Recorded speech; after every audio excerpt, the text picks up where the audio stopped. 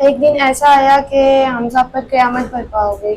हमें एक कॉल आई तो आगे से एक बंदे ने कहा कि मेरे वालिद साहब का एक्सीडेंट हो गया। तो उन्होंने लाहौर जब बुलाया तो उन्होंने बोला था हम सपोर्ट करेंगे, लेकिन इधर आके भी वही बात हुई, मामा को तंज दिए गए। मैं निकले बाहर, मैंने जॉब तलाश की, मैंने कॉलेज छोड़ दिया। जब मैंने जॉब तलाश की तो मुझे एक सेलिंग प्रोडक्ट, जैसे आप जानते होंगे घरों में प्रोडक्ट सेल करते हैं, मुझे वैसे एक जॉब मिली। तो मैं उसी वजह से परेशान थी कि मैं अम्मी का इलाज करवाऊँ, बहन का खर्चा उठाऊँ स्कूल का, या घर चलाऊँ। वो सारी जिम्मेदारी मेरे ऊपर आ गई। अस्सलाम वालेकुम जी। माशरे की बेतहाशा आपने यहाँ पे मुश्किलात देखी होंगी, बहुत सारी कहानियां सुनी होंगी। बहुत से लोगों के साथ आए दिन कोई ना कोई ट्रेजेडी यहाँ पे होती रहती है और हमें देखने को मिलती रहती है। तो यह इनकी जुबानी ही सुनते हैं कि इनके साथ बेसिकली हुआ क्या है।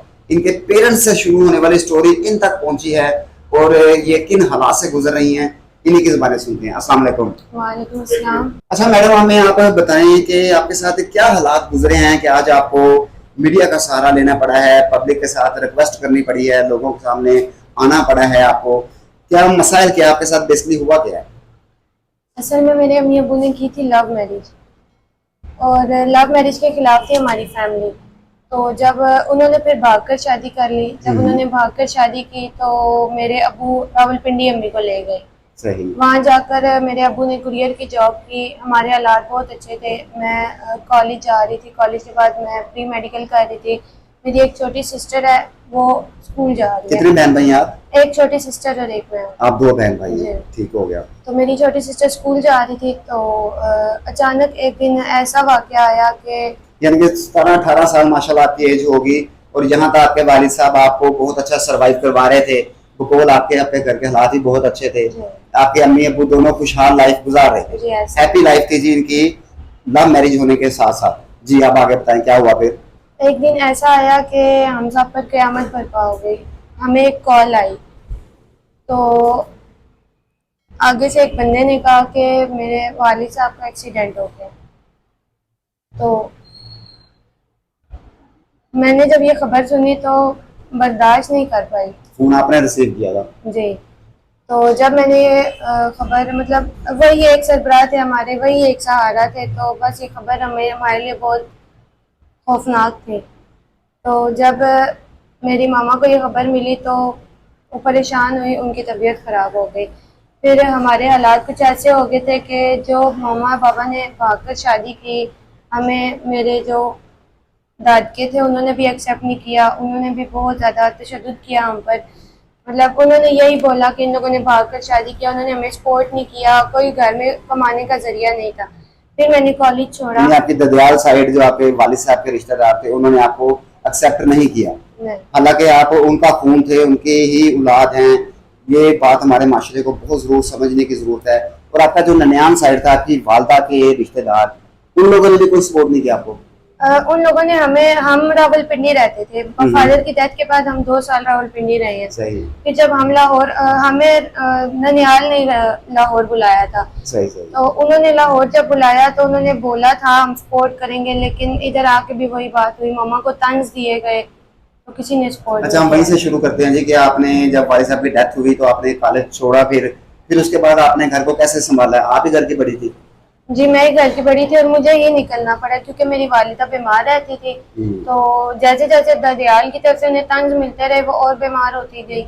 मैं निकली बाहर, मैंने जॉब तलाश की, मैंने कॉलेज छोड़ दिया। जब मैंने जॉब तलाश की तो मुझे एक सेलिंग प्रोडक्ट, जैसे आप जानते होंगे घरों में प्रोडक्ट सेल करते हैं, मुझे वैसे एक जॉब मिली। तो फिर साथ ही मुझे ननियाल की तरफ से, हमें ननियाल की तरफ से एक रिस्पॉन्स आया कि आप लोग लाहौर आ जाओ हमारे पास। हम जब लाहौर आए तो इन लोगों ने कहा कि हम तुम्हें सपोर्ट करेंगे, हम ये करेंगे वो करेंगे, लेकिन हमें किसी ने सपोर्ट वो जो आप जॉब कर रही थी रावलपिंडी के अंदर, सेल गर्ल्स की, डोर टू डोर मार्केटिंग हम लोग उसे कहते हैं, तो उसके अंदर आपको कोई मुश्किलात का सामना तो नहीं हुआ? यही होता था, जैसे हम गलियों में ख्वातीन के पास जाते थे, हम हर गली में जाते थे, हर मोहल्ले में जाते थे।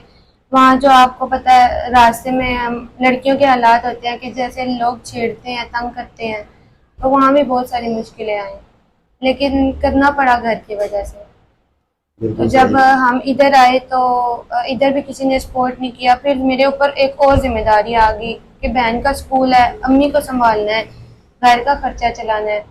तो फिर इधर आके मैंने जॉब वगैरह की, तो मुझे जॉब से इतना फ़ायदा नहीं हो सका कि मैं अपना मतलब जॉब यहाँ नाम आपके नंदियाल साइड ने भी ज्यादा देर आप लोगों को सपोर्ट नहीं किया? उन्होंने किया ही नहीं, जस्ट उन्होंने हमें बुलाया यही और नहीं। छोड़ दिया।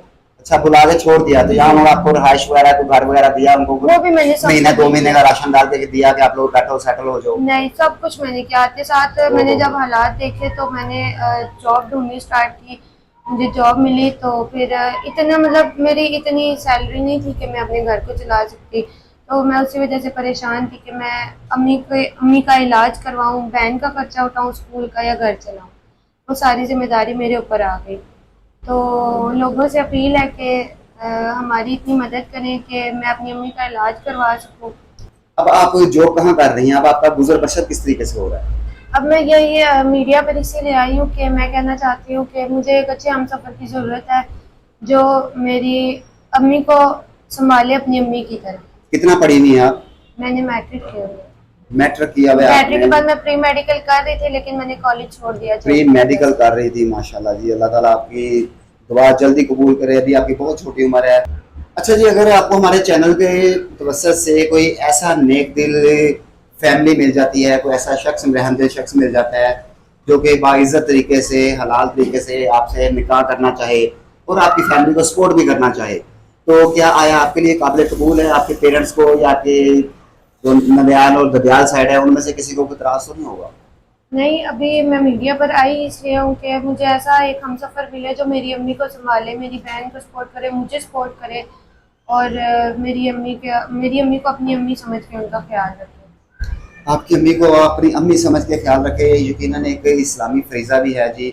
हम पुरजोश अपील करेंगे अपने देखने वाले हजरात के साथ कि अगर कोई ऐसा नेक शख्स जो कि इस बच्ची और इसकी फैमिली को, सिर्फ फैमिली के 3 लोग हैं, एक बच्ची की वालदा हैं, एक वो खुद हैं और एक इनकी छोटी बहन है जो कि वो किस क्लास में पढ़ती है? अभी वो 8th क्लास में। 8 क्लास में पढ़ती है, 9-10 साल की होगी, जो कि इस फैमिली को सपोर्ट कर सके जी। हमें ऐसे ही किसी नेक शख्स की तलाश है। तो अगर आप वीडियो देखें, इसको अपनी फैमिली, फ्रेंड एंड फैमिली के साथ शेयर करें ताकि ज़्यादा से ज़्यादा लोग इस वीडियो को देख के इस फैमिली के साथ रब्ता कर सकें। इसके कार्य सवाब के अंदर आप भी शामिल होंगे, हम भी शामिल होंगे और अल्लाह ताला इनके मसाइल को जल्द से जल्द हल करें।